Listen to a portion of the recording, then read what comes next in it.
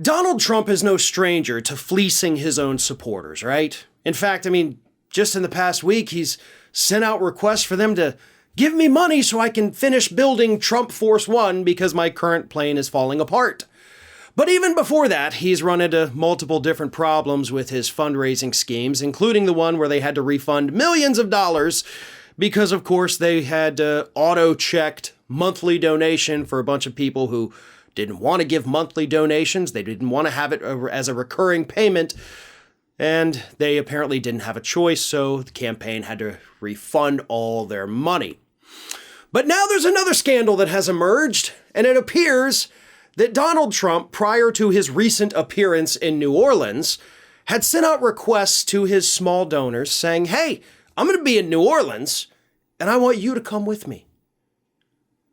And I'm going to pay for your flight, pay for the accommodations, and you, one lucky donor, is going to have dinner with me, Donald Trump himself. But you got to donate to get into the, contest, I guess you would call it. But after they got donations, Trump went to New Orleans, he talked to his donors, and then he left. There was no winner. Nobody was selected. He solicited donations based on a contest that apparently they didn't even run. Now, I spent a long time trying to go through campaign finance laws to find out if this is in fact illegal. And apparently it's a bit of a gray area. It's not quite illegal, but it's also not exactly legal, right? Like, you can't raise money saying that basically we're going to have a raffle and then not hold the raffle. People gave the money to you based on this raffle, I guess, again, we'll call it, and then you didn't even hold it. So you did raise money off of false pretenses. But really, what kind of a prize is that? You want to sit with a twice impeached president, watch him struggle to chew his well-done steak slathered in ketchup? Hey, to each their own, right? But if you ask me, not having to do that is probably the biggest prize ever. However, the campaign, or his political action committee that was raising the money, came out and basically told us, oops, we just totally forgot. We'll get to them later. So, yeah, here's what they said. This is from Trump spokesman Tyler Budowich, who says, President Trump has awarded more than 100 prizes to contest winners across America.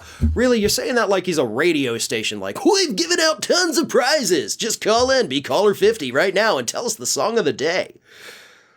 But due to an administrative error in this individual circumstance, the contest winner was not properly notified for last weekend's event in New Orleans.